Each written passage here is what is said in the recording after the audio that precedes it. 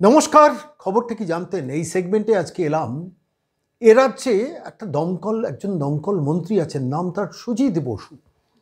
আপনারা দেখবেন কোথাও কখনো আগুন লাগলে সঙ্গে সঙ্গে মাথায় হেলমেট নিয়ে এবং সঙ্গে সঙ্গে সংবাদ মাধ্যমের প্রতিনিধিদের নিয়ে সরাসরি তিনি স্পটে চলে যান এবং সেই স্পটে চলে যাওয়ার পর তারপর কিছুক্ষণ তত্ত্বাবধান করে তারপর প্রেসের সামনে মুখ খোলেন, আমাদের কর্মীরা ভালো কাজ করছে, এতগুলো ইঞ্জিন এসছে, এইভাবে জল দেওয়া হচ্ছে। কিন্তু আগুন আর থামে না। আপনি একটু ভালো করে খেয়াল করে দেখবেন, সাম্প্রতিককালে আমি একটা ছোট্ট ঘটনার কথা বলি। যখন দীঘাতে মন্দির উদ্বোধন হচ্ছে তখন ওই বড়বাজার পোস্তা ওইসব অঞ্চলে একটি জায়গায় নির্দিষ্ট হোটেলে আগুন লাগলো এবং ৩ জন মারা গেল, ৩টি প্রাণ চলে গেল। সে নিয়ে প্রচুর হুল্লোড় হলো। তারপর রাজ্যের মুখ্যমন্ত্রী সটান চলে গেলেন পার্ক স্ট্রিটে, সেখানে গিয়ে একটা স্পট আইডেন্টিফাই করলেন। সেখানে ছাদের ওপর যে রেস্টুরেন্ট আছে সেটা করলেন, করে একটা প্রেস স্টেটমেন্ট দিলেন, দিয়ে বললেন এই কমিটি করে দেওয়া হলো, এবার এই করা হলো, এরপর থেকে এরা তত্ত্বাবধান করবে এবং সপ্তাহতেই চিফ সেক্রেটারি থাকবেন। কিন্তু বাস্তবটা কি? এই রাজ্যের একটা কিছু তথ্য নিয়ে আজকের এই প্রতিবেদনে এলাম। আমার মাঝে মাঝেই মনে হয়, জানেন, মাল্টি স্টোরিড বিল্ডিংগুলোর ফায়ার সেফটি আছে তো? আর বিশেষ করে হসপিটালগুলো, যে হসপিটালে মরণাপন্ন রোগীরা শুয়ে থাকেন বিছানায়, সেখানে সেখানে আছে তো? আমি এই নিয়ে প্রতিবেদনে অনেকবার বলেওছি। আজকে এই সেগমেন্টে আমি কিছু তথ্য আপনাদের কাছে দেব। উত্তর চব্বিশ পরগনা, আমি যে অঞ্চলে থাকি সেই অঞ্চলে 12টা হসপিটালে, সেই হসপিটালের ফায়ার সেফটি কী অবস্থায় আছে জানেন? প্রত্যেকটা হসপিটাল মাল্টি স্টোরিড বিল্ডিংয়ে একটা বা কোনো একটা ব্যবসার ক্ষেত্রে ফায়ারের নো অবজেকশন সার্টিফিকেট লাগে ফায়ার ব্রিগেড থেকে, সেটা দিতে হয়। প্রাইভেট ছেড়ে দিন, প্রাইভেট হসপিটালগুলোর কথা বলছি না, সেখানে একটা সাংঘাতিক অবস্থা। সরকারি হসপিটালগুলো, যেখানে সরকার টাকা ইনভেস্ট করে, সেই সরকারি হসপিটালগুলোতে ফায়ার ব্রিগেডের ফায়ার সেফটি আছে। ফায়ার অ্যালার্ম বাজে, কোনো যদি আকস্মিক কোনো দুর্ঘটনা ঘটে তখন সমস্ত তলাগুলোতে ফায়ার অ্যালার্ম একটা নির্দিষ্ট ডেস্টিনেশন থেকে বাজালে সেটা শোনা যাবে তো? এই প্রশ্নটা নিয়ে যখন আমরা খোঁজ করছিলাম, দেখলাম 12টা হসপিটালের কথা এই মুহূর্তে আপনাদের কাছে বলি, কীভাবে রাজ্যটা চলছে এটাতে বুঝতে পারবেন। তার মধ্যে 2টো মেডিকেল কলেজ আছে উত্তর চব্বিশ পরগনা জেলায়। 2টো মেডিকেল কলেজ আছে, একটা হচ্ছে বারাসাত আর একটা হচ্ছে Sagar Dutta, Kamarhati Sagar Dutta medical college hospital, দুটো আছে। দুটোতেই কোনো ফায়ার সেফটি নেই, মানে ফায়ার ব্রিগেডের কোনো নির্দিষ্টভাবে অগ্নি নির্বাপন যে ফায়ার ব্রিগেডের ছাড়পত্র দরকার হয়, যে এভরিথিং ইজ ওকে, এই সার্টিফিকেটটাই নেই। আমি 12টা হসপিটালের নাম এই মুহূর্তে চটপট বলে যাচ্ছি। 2টো মেডিকেল কলেজ বারাসাত, কামারহাটি, সাগর দত্ত নেই।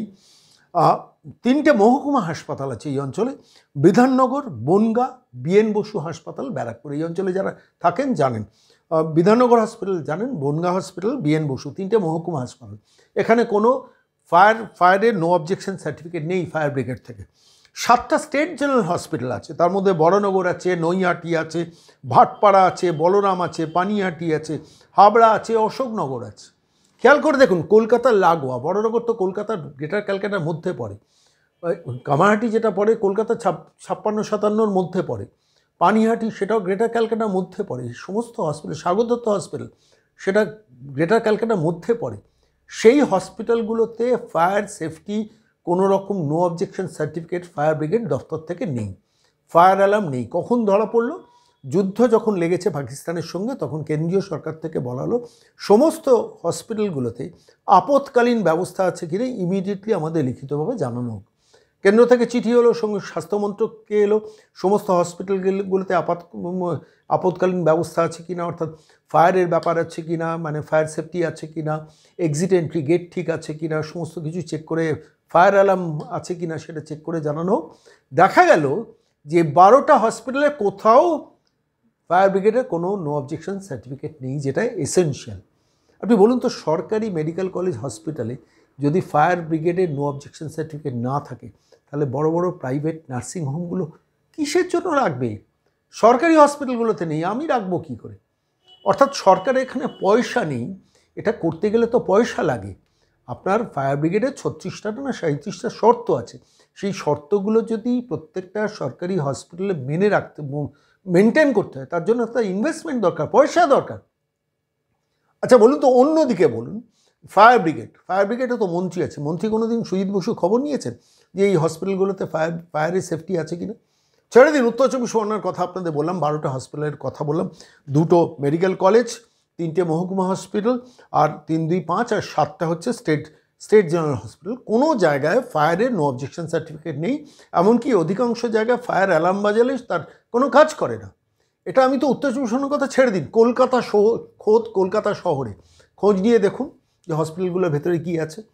সারা পশ্চিমবঙ্গের হসপিটালগুলো খবর নিন, সরকারি হসপিটালগুলো খবর নিন, এই এক দৃশ্য উত্তর চব্বিশ পরগনায় এটা দেখা গেছে, সেখানেও হয়তো একই দৃশ্য। এবার আমি শেষ করার আগে একটা ছোট্ট তথ্য দিয়ে শেষ করবো। আমরি হসপিটালের কথা মনে আছে, 2011 মমতা বন্দ্যোপাধ্যায় ক্ষমতা এলেন, ঠিক তারপরেই নভেম্বর মাস সম্ভবত না ডিসেম্বর মাস, আচমকা আমরিতে আগুন লাগলো, 90 জনের ওপর মানুষ মারা গিয়েছিলেন। আচ্ছা বলুন তো, একজনেরও শাস্তি হয়েছে হসপিটাল কর্তৃপক্ষ? রেসপন্সিবল করা হয়েছিল হসপিটালের কর্তৃপক্ষকে, তাদের ক্যালাসনেসের জন্য এই ঘটনাটা ঘটেছে। 91টা মানুষ প্রাণে দগ্ধে মারা গেছেন মাঝরাতে, পুড়ে মারা গেছে। আজকে এই হসপিটালগুলোতে যদি আচমকা কোনো আগুন লাগে, ভাবতে পারছেন সাধারণ মানুষ আমরা তো দৌড়ে নামতে পারবো। যে অসুস্থ মানুষ বিছানায় শয্যাশায়ী, যিনি আইসিসিউতে রয়েছেন, যিনি ভেন্টিলেশনে রয়েছেন, সে মানুষগুলোকে বাঁচানোর কোনো স্কোপ থাকবে ভাবুন তো? কোনো fire safety audit Mamata Bandyopadhyay বলেছেন না কয়েকদিন আগে, দীঘা থেকে এসে ওই বড়বাজার ওই অঞ্চলে যখন এটা ফায়ার অডিট, এখন থেকে নিয়মিত ফায়ার অডিট হবে। এই 14 বছরের শাসন ক্ষমতায় সরকারি হসপিটালগুলোতে ফায়ার অডিট নেই কেন? কে প্রশ্ন করবে বলুন তো? এবং খোদ কলকাতা শহরেও ইনভেস্টিগেট করলে তাই দেখা যাবে। এই তথ্যগুলো নিয়ে নাড়াচাড়া হয় না, কেউ আমরা আলোচনা করি না, কিন্তু এগুলো তো কথা বলা দরকার। আমি 12টা হসপিটালের নাম আপনাদের কাছে জানালাম, যেখানে দাঁড়িয়ে কোনো রকম ফায়ার ব্রিগেডের নো অবজেকশন সার্টিফিকেট নেই, পারমিশন নেই, এবং কি অধিকাংশ হসপিটালে ফায়ার অ্যালার্ম পর্যন্ত বাজে না।